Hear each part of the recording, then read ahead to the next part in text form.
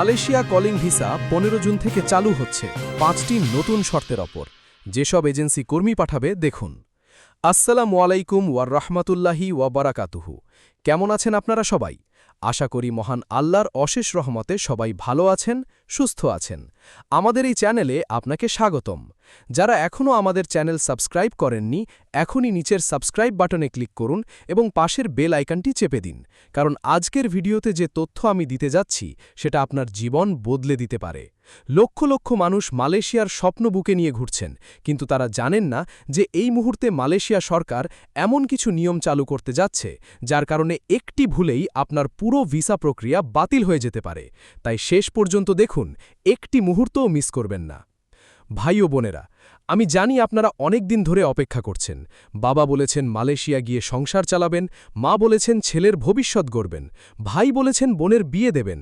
সেই স্বপ্নের পথে মালয়েশিয়া কলিং ভিসা এখন একটাই দরজা, আর সেই দরজা ১৫ জুন থেকে নতুন নিয়মে খুলতে যাচ্ছে। প্রশ্ন হলো, আপনি কি প্রস্তুত? আপনার কাগজপত্র কি ঠিকঠাক আছে?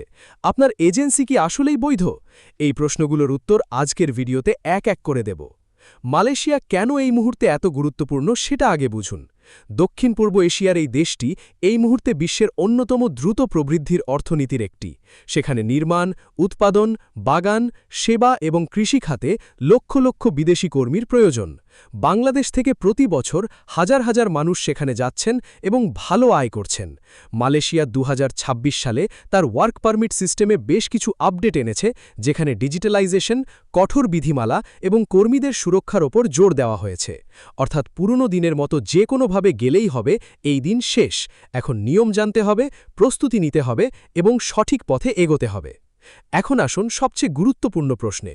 ১৫ জুন থেকে মালয়েশিয়া কলিং ভিসায় ঠিক কি কি নতুন শর্ত আসছে? এই ৫টি শর্ত না জানলে আপনি বিশাল ক্ষতিতে পড়বেন। মনোযোগ দিয়ে শুনুন। প্রথম শর্ত, পাসপোর্টের মেয়াদ।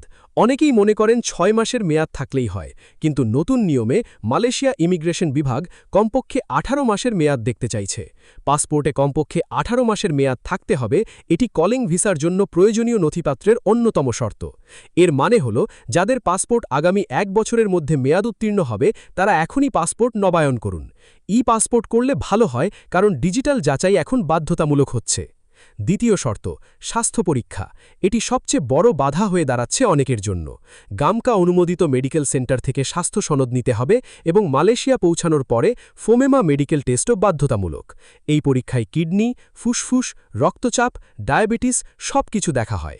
যারা দীর্ঘদিন ধরে শরীরের যত্ন নেননি, এখনই ডাক্তারের কাছে যান, কারণ মেডিকেলে ফেল করলে ভিসা বাতিল, কোনো আবেদন চলবে না। তৃতীয় শর্ত, নিয়োগকর্তার অনুমোদনপত্র।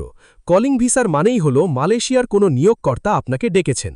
মালয়েশিয়া কলিং ভিসা একটি বিশেষ ধরনের ভিসা, যা বিদেশি কর্মীদের দেওয়া হয় যখন তারা মালয়েশিয়ায় চাকরির প্রস্তাব পান। এটি সম্পূর্ণভাবে নিয়োগকর্তার স্পন্সরশিপের ওপর নির্ভরশীল। সেই নিয়োগকর্তার কোম্পানি রেজিস্ট্রেশন বৈধ কিনা, তাদের কোটা আছে কিনা, এসব মালয়েশিয়া ইমিগ্রেশন এখন অনলাইনে যাচাই করছে। নকল অফার লেটার নিয়ে গেলে বিমানবন্দর থেকেই ফেরত পাঠানো হবে। চতুর্থ শর্ত, বিএমইটি অনুমোদিত রিক্রুটিং এজেন্সির মাধ্যমে আবেদন। এটি সবচেয়ে বিপজ্জনক জায়গা। বাজারে শত শত দালাল ঘুরছে যারা আপনাকে গ্যারান্টি দিচ্ছে। আপনাকে অবশ্যই বিএমইটি অনুমোদিত রিক্রুটিং এজেন্সির মাধ্যমে যেতে হবে। অবৈধ দালাল বা অনুমোদনহীন এজেন্সির মাধ্যমে গেলে ভিসা বাতিল নিশ্চিত। শুধু তাই নয়, অনেক ক্ষেত্রে মামলায়ও পড়তে হয়েছে অনেককে। তাই বিএমইটির ওয়েবসাইটে গিয়ে এজেন্সির লাইসেন্স নম্বর যাচাই করুন। পঞ্চম শর্ত, ডিজিটাল রেজিস্ট্রেশন ও অনলাইন ট্র্যাকিং। মালয়েশিয়া ২০২৬ সালে FWCMS প্ল্যাটফর্মের মাধ্যমে নিয়োগকর্তারা এখন অনলাইনে আবেদন করছেন এবং কর্মীরাও তাদের আবেদনের অবস্থা ডিজিটালি ট্র্যাক করতে পারছেন। এর মানে হলো, এখন আর কেউ লুকিয়ে কিছু করতে পারবে না। প্রতিটি পদক্ষেপ রেকর্ড হচ্ছে। এটি একদিকে যেমন স্বচ্ছতা এনেছে, অন্যদিকে যারা ভুল তথ্য দিয়েছেন তারা ধরা পড়ছেন। এবার আসি এজেন্সির বিষয়ে। বাংলাদেশে মালয়েশিয়ায় কর্মী পাঠানোর অনুমোদিত এজেন্সি বা রিক্রুটিং এজেন্সির সংখ্যা শত শত, কিন্তু সবাই বৈধ নয়। মালয়েশিয়া সরকার সরাসরি মাই ভিসা পোর্টালের মাধ্যমে ভিসা আবেদনের সুযোগ চালু করার কারণে অনেক মধ্যস্বত্বভোগী এজেন্সির কার্যক্রম বন্ধ করে দিয়েছে এবং নিয়োগকর্তাদের সরাসরি আবেদনের সুবিধা দেওয়া হয়েছে। তার মানে যে এজেন্সি আপনাকে বলছে আমাদের ছাড়া যাওয়া যাবে না, সে মিথ্যা বলছে। বৈধ এজেন্সি চেনার সবচেয়ে সহজ উপায় হল বিএমইটির অফিসিয়াল ওয়েবসাইটে গিয়ে তাদের লাইসেন্স যাচাই করা। বাংলাদেশে মালয়েশিয়ায় কর্মী পাঠানোর কিছু নামকরা অনুমোদিত এজেন্সির মধ্যে রয়েছে ব্রাদার্স ইন্টারন্যাশনাল এলআর নম্বর 1571, ক্যাথারসিস ইন্টারন্যাশনাল এলআর নম্বর 549 এবং প্রভাতী ইন্টারন্যাশনাল এলআর নম্বর 932। এসব এজেন্সির নির্দিষ্ট ঠিকানা ও ফোন নম্বর রয়েছে এবং এরা বৈধভাবে কাজ করে। কিন্তু ভাই, শুধু এই কয়েকটি নামের উপর নির্ভর করবেন না, নিজেই বিএমইটির ওয়েবসাইটে গিয়ে সম্পূর্ণ তালিকা দেখুন, কারণ প্রতি বছর তালিকা আপডেট হয় এবং কিছু এজেন্সির লাইসেন্স বাতিল হয়। এখন একটা খুব গুরুত্বপূর্ণ বিষয় বলতে চাই, যেটা অনেকে এড়িয়ে যান। মালয়েশিয়ায় যাওয়ার জন্য কত টাকা লাগে? অনেক দালাল আপনাকে বলবে 5 লাখ, 7 লাখ, এমনকি 10 লাখ। সরকারি G2G প্রক্রিয়ায় গেলে পাসপোর্ট তৈরি থেকে শুরু করে মালয়েশিয়ায় পৌঁছানো পর্যন্ত মোট ব্যয় প্রায় 30,000 টাকার মধ্যে সম্ভব।